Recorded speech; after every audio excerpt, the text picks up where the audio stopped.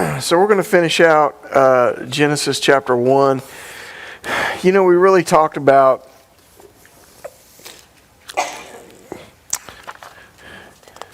I told you last week when we did Genesis 1:1, and it just opens up so many things, and you almost had to address all the issues about creation and evolution and all of that right there in the beginning.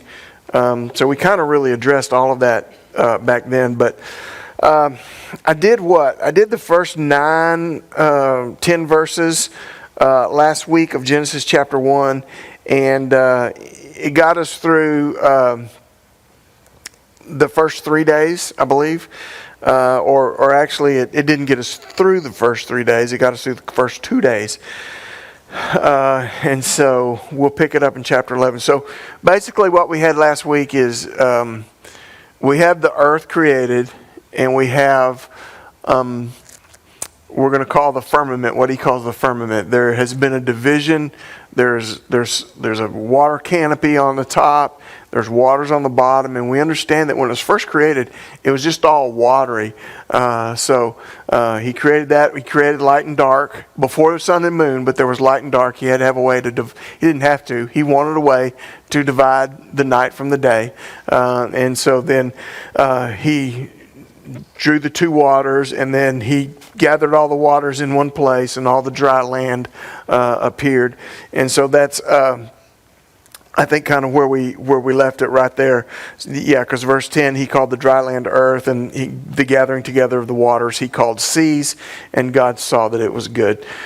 So we're going to pick it up in verse 11 here. So verse 11 through 13 says, Then God said, Let the earth bring forth grass, the herb that yields seed, and the fruit tree that yields fruit according to its kind, whose seed is in itself on the earth. And it was so.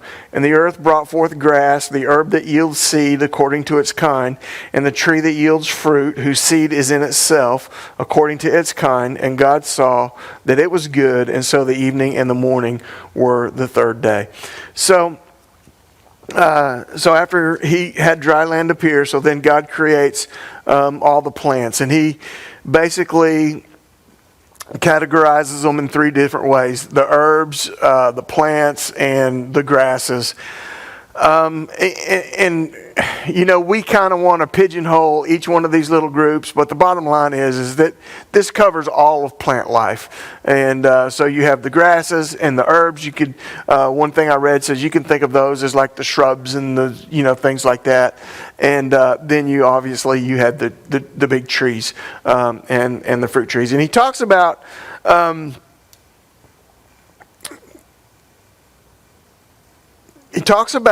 it having a seed. Of course, we understand that like a fruit tree, it has a piece of fruit and it has a seed.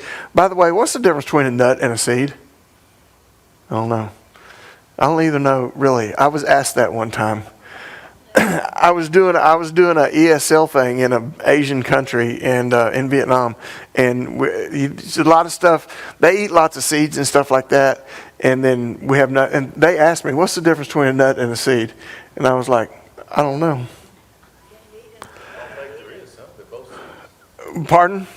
Yeah, I don't think there is. They're both seeds. Well, I don't think the nut is technically a seed, though. The nut won't. Yeah, it brings forth. What's inside? It did have something to do with that. Because you have a sunflower seed, but you only eat the inside part. Right. So the whole thing's a seed. Right. But Now, you eat the shell. so now I brought that up, and now I'm gonna have to go Google it. Now I'm gonna have to go look it up and find out what the difference is. What is it? What is it? What's the difference, Dina? It says nuts are actually the seeds of plants. Oh, okay. So nuts are seeds. What happens is that shell breaks open. Right. And then the stem comes out. But there was I found something. There was a difference. I'm gonna have to look. Anyhow, I'm chasing rabbit. But one of the things that I did want you to point out that notice it says whose seed is in itself according to its kind. And I wanted to point this out because this is also going to be important when he talks about the creation of animals, and that of course we know that the seed produces more plants. The seed produces more trees, or the seed produces more herbs, or whatever. That the seed produces that, but it produces it after its own kind. It's not a different kind. And we talked about this last week when we talked about evolution. And I kind of get ahead of myself. I'm going to circle this verse. I'm going to come back to it later when we talk about the animals from 1 Corinthians. But even the animals, have a seed, but they produce after their own kind. After their own kind. There is not a certain kind producing a different kind. And that'll be clear. It actually is clearer when you think of it in terms of animals, and we'll talk about that in a little bit. But so he created all the plants, and what happens is he's beginning to put everything in place on the earth to create life. Now people would argue and say, well, plants are life. Yes, they are, but they are different. And we're going to see that in this creation account here in Genesis chapter 1. There is something uniquely different about the animals and about man above and beyond plants. So at this point, the earth would technically still be kind of uninhabited, but there is plant life. Now again, you've got this greenhouse effect going on with this firmament of waters above and firmament of waters beneath. This is beautiful. This is a beautiful garden. This is a beautiful place. This isn't like, West Texas. I mean, this is like, I don't know, Hawaii. I mean, I don't know, and probably even better than that, right? But it was just perfect, and so it's all produced in that way. So then verse 14 through 19. So then God said, and so now we're going to get to the fourth day. So then God said, let there be lights in the firmament of the heavens to divide the day from the night, and let them be for signs and seasons and for days and for years. And let them be for lights in the firmament of the heavens to give light on the earth, and it was so. Then God made two great lights, the greater light to rule the day and the lesser light to rule the night. And he made the stars also. God set them in the firmament of the heavens to give light on the earth, and to rule over the day and over the night, and to divide the light from the darkness. And God saw that it was good. So the evening and the morning were the fourth day. So I'm going to kind of back up here a little bit. There was something I wanted to talk about with the plants, but it's going to it'll kind of dovetail here in a minute when we talk about what we just read. Is that he's created the sun, the moon, and the stars. He's created everything that will give light. Now you notice that he actually created light on the first day, second day. He actually created light way back then, but he didn't create the source of light until here on this. Is it the fourth day? I can't keep the days in line until he didn't create the sources of light on the fourth day. Now we understand the sun is a source of light. We understand scientifically that the moon is not a light source in that it doesn't produce light on its own, but it reflects light. We understand that scientifically, but yet you still, when you look in the sky, it's producing light at night. And we understand that the stars produce light as we scientifically understand that the sun is a star. So let me go back a little bit. So last week when I was talking to you, and I told you that I kind of, and I understand that it has some flaws to it, but I kind of hold to what I would call and what they would call an appearance of age theory. And you remember I told you that the earth may very well look very old scientifically, but that it's probably not, and that God produced a fully mature earth. And I gave you and I asked you, I said, the second, when Adam was 1 second old, did he look like an embryo, or did he look like a fully grown, fully mature adult male?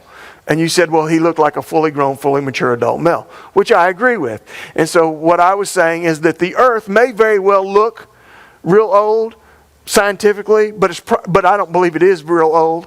I just believe that when God created the earth, he created a fully developed, fully mature earth. And so we saw here when he created the trees, it says that he created the tree. He didn't create the seed and the seed fell in the ground and he created the tree. He created a full tree, a tree that had fruit. And so this sort of, again, is sort of support of what I'm saying. When God created, He created it in its maturity. And now there might have been some little saplings, but there were also some fully grown, fully mature things out there. So let me ask you this. So what's the closest star to the planet Earth? What star is the closest to the planet Earth? These are not trick questions. The sun, thank you. Woo! The sun is the closest star to the planet Earth. So, what have you learned about stars and about the light that they give off? And I guess what I'm looking at is how long does it take for the light to travel, not from the sun, but from a star that we see? Because in our galaxy, the Milky Way, I guess there's really only one star, right? Or certainly in our solar system, there's only one star, right? You understand what I'm saying? Am I totally blowing your mind? The sun is a star. The sun is a star. That's what the sun is. All right? Yeah, no, that's true. The sun is a star. And so, but when we look in the sky, we see thousands and thousands and thousands of stars. Now, obviously, they are extremely far away because they are nowhere near what the sun is. Correct? So, scientists might tell you that it takes how long for the light to get from one of those stars to this earth? Light years. About 8 minutes? Now, I said, the key word was, I said scientists would tell you. Yeah, light years. We're getting close now. They might say millions or billions of years. And so you say, well, if the earth is young, then how can we see the light from the stars? Because it hasn't had enough time to get here. Go ahead, Donnie. No, go. Do it. You're probably more intelligent about this than I am. No, I just sound that way. Anyway. That's half the battle right there, brother. That's half the battle. No, whenever I went to the Creation Museum in Glen Rose, Okay. the guy, I guess it's Mr. Ham, anyway, he really explained it in a way that I could grasp. Get this man a microphone. Anyway, I think I can talk like Okay. Anyway, in 2 or 3 times in the Bible, it says that God spread out his hands Okay. over the vastness. He actually created the time dilation. Correct. Right. And when he, everything was probably compact when he created everything. But since he moved it out, he created the age of the earth, the appearance of the age of the earth, and the age of the universe. Right. And so that's kind of where I was going, although I wasn't going to say it as smart as that. But that again, I hold to this appearance of age theory, and so that when God would create it, he would create it, and you talk about him expanding it out, but in his creation, that light beam would already be there. In fact, if I'm not mistaken, and I liked science when I was in school. If I'm not mistaken, they say that by the time we see the light of a star, that star is already burned up and gone. Is that correct? It could be. Somebody agreed with me. Thank you, Mr. Bobby. Some stars. Maybe some stars, but it does say that the sun is 93 million miles away. I knew that. Light takes 8 and 1/3 minutes to get to it. Right. So some stars, maybe so. Yeah. All right. So in this passage, he creates the sun, the moon, and the stars. Now again, like we said, he created light on the first day, but he creates the source of light here. One of the main purposes of creating light in general was to divide the light from the darkness, to give us a day, an evening, and a morning. And I did point out last week, I think, that,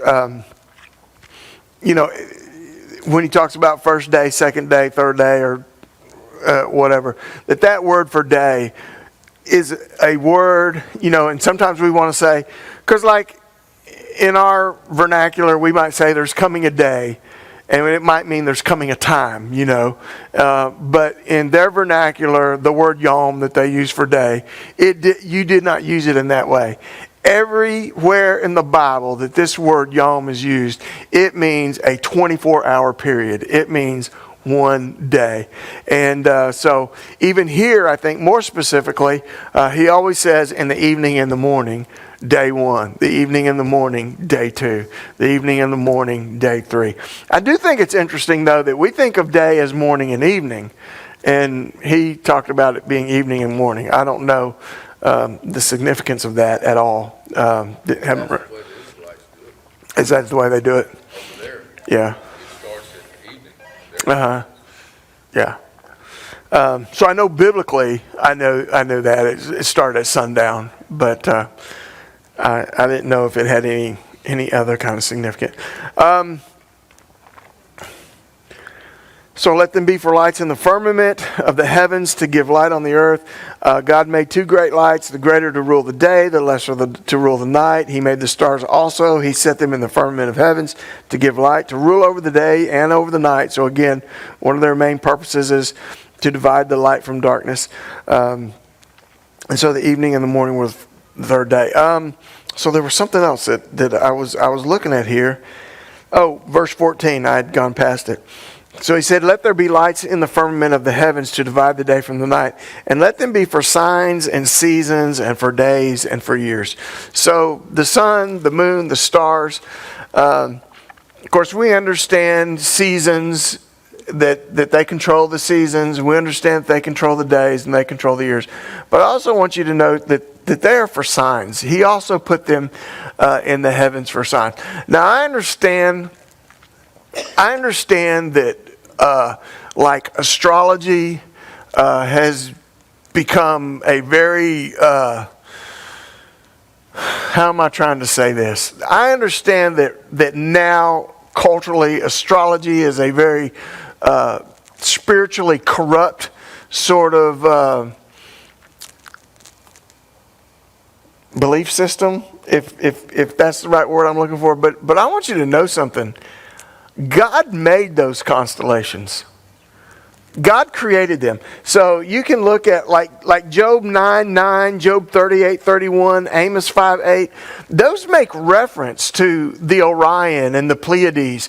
They make reference to those things. Listen, God put those stars in the skies, and those ancient people, they could watch the way those constellations, is that the right word? Yeah, they could watch the way those constellations moved through the sky, and they could know what season it was. They could know what month it was. They could know where they were on the time scale of the year just by where those constellations were presented in the sky. So to them, it would not be amazing at all that 3 astrologers or however many astrologers from some sort of Eastern religion would see a sign in the sky and would come to Bethlehem to look for this king. That wouldn't freak them out at all. We're like, oh my gosh, but that would be totally normal. And I just want to say, and again, I understand, I do not advocate astrology in its current form. It's corrupted. It's voodoo. I don't know whatever you want to call it. But look, God made those stars, and God put them there for a reason. And one of the reasons is that they are for signs and for seasons and for years and for days. And so, don't throw the baby out with the bathwater, I guess is what I'm trying to say. I have a friend, he actually comes here sometime. You see him some on Wednesday nights. His name's Harry. Sits right back there. He wrote a book.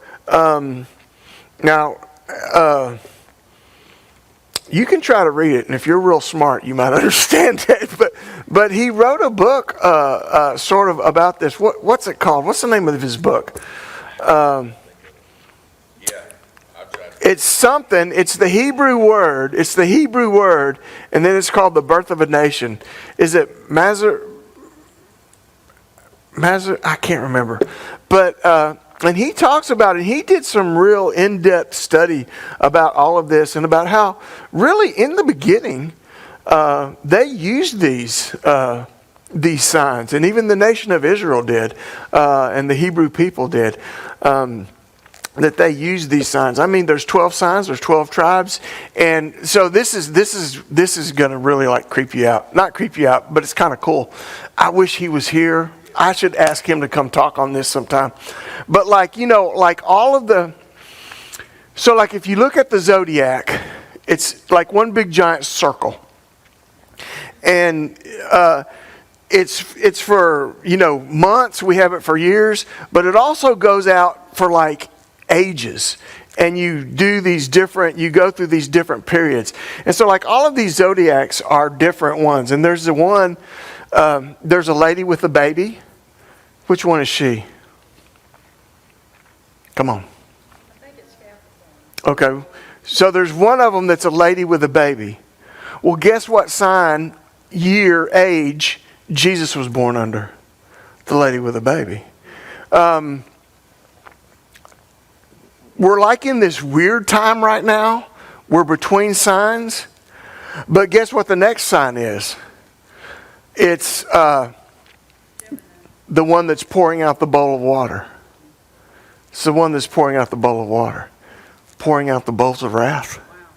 Yeah. Yeah. Is it Aquarius maybe? I don't know. I don't know what they are. I should get him to come talk to us sometime. But it's crazy. Listen, God placed them in the sky for his purposes and for his reasons. Man has corrupted it. Man has corrupted it. But God made it for his purposes and for his reason. And I just gave you some stuff that I should have known more about before I even brought it up. Yes, ma'am. We went to Orange one time to see some astrologers there. They all had their big telescopes and all this stuff, and so we're all sitting around there. And one of them says, "Okay, who do you think made the stars?" And everybody just sits there. So Doreen says, "God made the stars and put them where they are." And you look at me like, "Lady, you are absolutely crazy."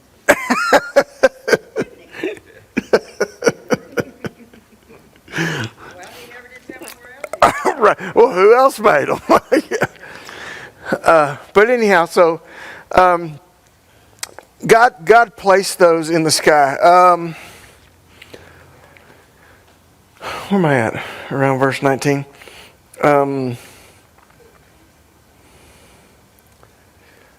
Okay, in verse 15, and this is one of my problems. I've made my notes, and then I know it's just in there somewhere. So in verse 15, it says, "Let them be for lights on the firmament and to give light on the earth." And it was so. And I just wanted to point out, it says it was so. And I just wanted to make the point. It just struck, when God speaks to do something, it's going to happen. I mean, you can just bank on it. When God says, let there be some lights in the sky, it was so, and it's going to be so. And so it was so. Let me move on. I need to hurry up. So starting in verse 20 to 23. Then God said, "Let the waters abound with abundance of living creatures. Let the birds fly above the earth across the face of the firmament of the heavens." So God created great sea creatures and every living thing that moves, with which the waters abound according to their kind, and every winged bird according to its kind. And God saw that it was good. God blessed them, saying, "Be fruitful and multiply, fill the waters in the seas, and let the birds multiply on the earth." And the evening and the morning were the fifth day. So here on the fifth day, God creates the fishes and the birds. So up to this point, now God has created everything that's needed to sustain life and to sustain a full, healthy life. And so now he begins to create, he begins to create what we would actually call life. He creates all the fishes in the sea. Let the waters... Come before the egg. Pardon? So the chicken did come before. I say the chicken came before the egg, brother, yeah. So God said, let the waters abound with an abundance of living creatures. So when God created those sea creatures and the river creatures, it wasn't like he just put a couple of bass out there. It says, let the waters abound with the abundance of creatures. He created some stuff. He created a lot of stuff, and he created a lot of things. So let the waters abound with living creatures. And then he created the birds and let them fly. God created the great sea creatures. He doesn't just say he created the fish. He created the great sea creatures, And I've already told you, if I haven't, maybe I referenced it, I don't know. But I do believe that there were dinosaurs. We looked last week in Job about the description of a couple of those things. There's no doubt there was something massive. One of them, the Leviathan that Job talks about, was in the sea creature, was a sea creature. So here's one of those great sea creatures. And every living thing which moves, with which the waters abound, according to their kind, every winged bird, according to its kind. And God saw that it was good. So again, these are created according to their own kind, each one of them different. So these living creatures are a little bit different. First of all, he calls them living. All right? This is the first time he's actually made the reference to something having life. And again, I told you that there's really a difference between plants and animals in God's. And there's actually going to be a big difference between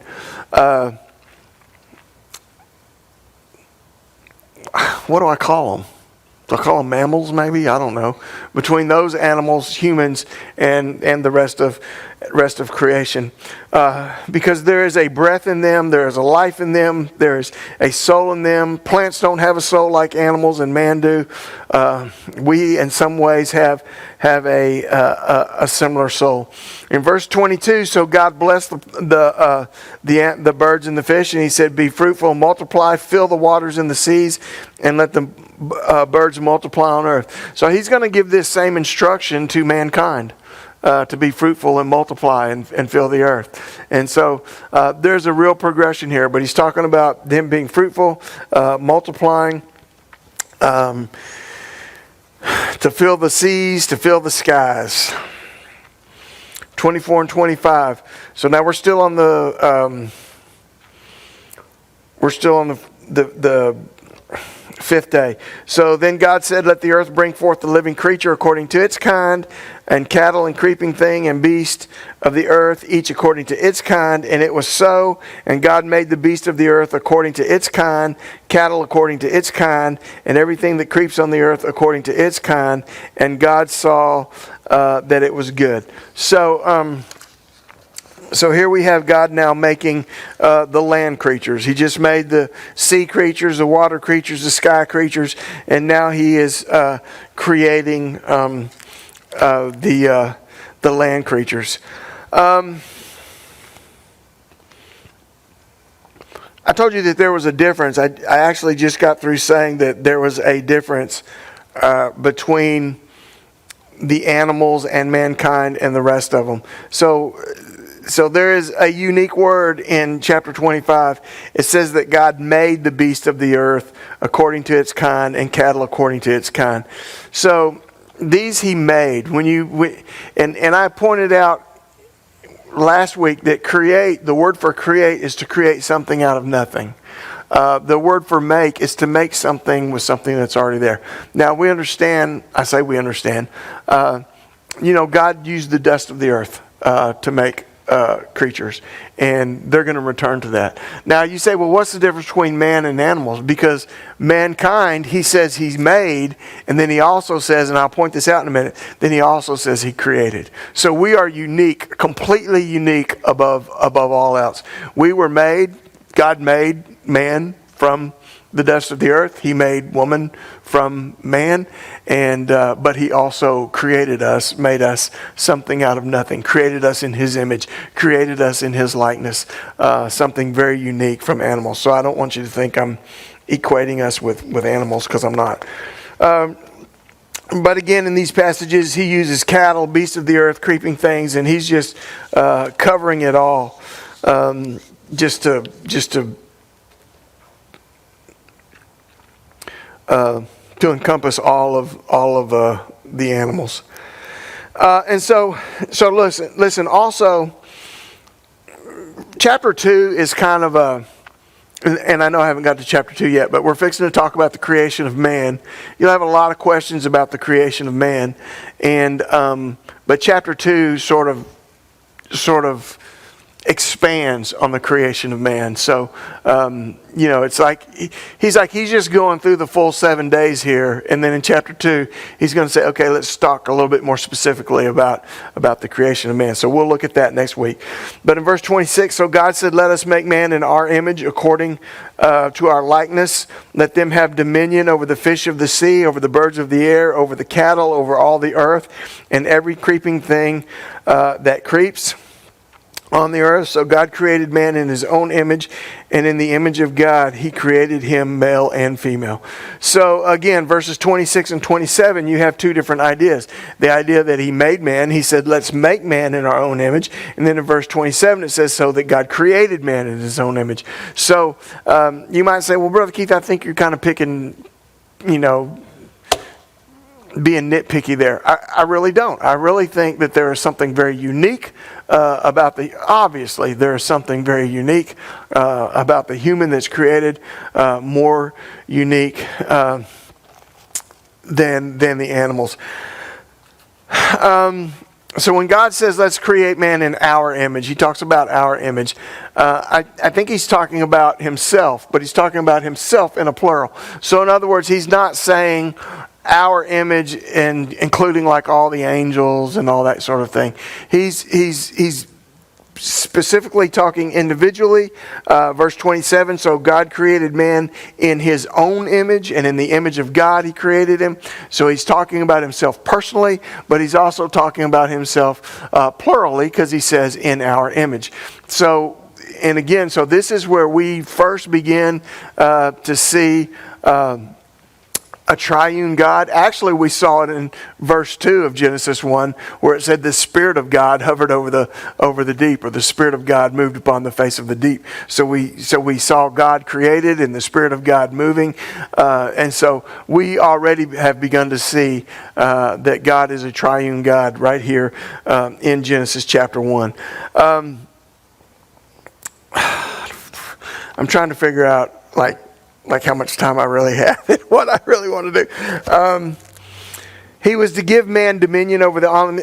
So what does it mean to be created in God's likeness and in God's image? I just kind of jotted down a couple things.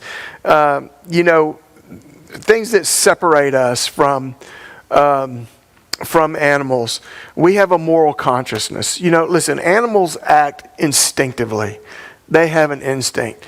You touch little Fluffy's stomach, and he's going to sink his talons and his big old fangs right into your arm, right?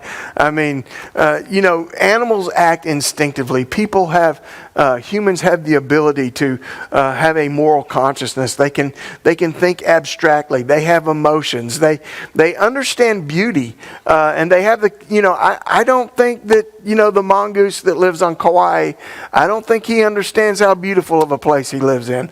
I think he's just an animal living by instinct, eating whatever mongoose eat. I know they kill snakes, but I don't know what they eat. But they don't have this capacity for appreciating beauty. They don't have this capacity for love, and especially to love God like we do, and to worship God.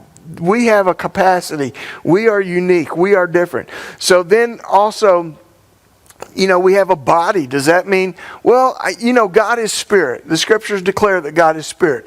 But whenever God decided to reveal himself, he sent in a body just like ours. But also, even though God is spirit, there are scriptural things that talk about how God can see. Even though God doesn't physically have eyes, yet God can see, which is what our eyes do. God can hear. Even though God doesn't physically have ears, yet God can hear. He can hear our prayers. He can hear our petitions. Even though God doesn't physically have a nose. He talks about things being a sweet smelling savor coming up before him. So God can smell. Even though he doesn't have physical hands, it talks about him being able to touch. And God can touch, and he can touch people. God can speak, even though he doesn't have a physical mouth. He's already spoken here, let there be light. So while God doesn't have a physical body, everything that our physical bodies can do represent what God can do. Does that make sense at all? Yeah, kind of. This is hard. I know it is. It's hard for me to explain. But here's man. Man is completely unique. Man has all of these different things that I've already talked about. Mankind has an erect posture. All right, he has an upward gaze. I was reading all kinds of things that were physical, that were unique about human beings. Just this erect posture, this upward gaze, just even emotionally having emotions and making these facial expressions. We have a brain and a tongue that can work together to create this ability to have speech, coherent speech, and make sounds. And I'm not saying that animals don't communicate with each other. Listen, I hear my little cat communicating with the other cat when he rolls around, and it's a great big screech and a squeal, and the next thing you know, they're tied up in a ball just screaming and hollering at each other. But, you know, they're not making words like we're making words, right? They're not, hey, you know what? If you don't leave here, I'm about to pounce all over you. You know, that's not what they're doing. So there is very much a uniqueness. So let me throw this out. One of the questions that was asked before I started this was, I think, Bobby, you asked, where did Adam and Eve get their grandchildren? Is that the way you asked it? I mean, you know, where did Cain and Abel get their wives is kind of the question that you're asking. So, and I'm just going to throw this out there, and I'm not going to tell you because I don't really know. But first of all, we all understand biology, right? So we all understand that in order for Cain and Abel to have children, we understand that there had to be women. Say no or yes. Yes. So we understand that there had to be women. So one of two things has to be, in my mind, and I'll be open to something else, but it has to be one of two things. Either one, it was their sisters. All right. I mean, and just because the Bible doesn't say that Adam and Eve had daughters, doesn't mean they didn't. It's very common in the Bible to just list the males. Very common, especially early on. So one, it had to be their sisters, or the other option is, I kind of want to bait you. Would you let me bait you? So do you think when God created the tigers, do you think he only created two?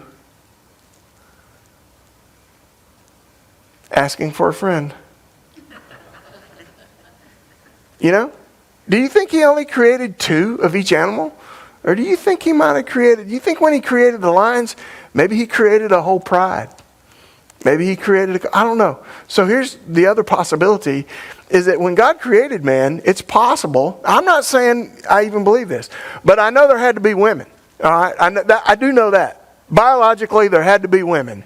So either it was their sisters, or maybe God also created other humans at the same time. And Adam and Eve are representative of what happened. Yes, sir. Uh-oh. Male and female, he created them. Yeah. Yeah, of course we understand Adam and Eve, he created male and female. Yeah. Man. Yeah. In our image. Pardon me? That's what I'm saying. He may have. He may have made others. We have to go to the Bible. We cannot let our thinking Correct. go lead us, because the Bible doesn't speak, but it does speak that he took Adam and Eve and he created a marriage. Correct. I don't disagree with that. Yeah. Yeah, I don't disagree with that. I don't disagree with that at all. We're all brothers and sisters Ma'am? 28, it says, be fruitful and multiply, fill the earth. Correct. It does. He does give them a command to be fruitful and multiply and to fill the earth. Yeah, no, it doesn't say they had daughters, but they either had to have daughters. It also doesn't say that he created others, but they either had to have daughters or they had to create others. It had to be one of those because there had to be women. Right? I mean, it had to be one or the other. Yes, sir. After Cain slew Abel and he went off into another land, it says he knew his wife. Right? So there was people already there. Oh, don't go down that road. That's right. Anyhow, Genesis 5:4 says that Adam and Eve had sons and daughters. yes, obviously they had to. I mean, they had to. Yeah.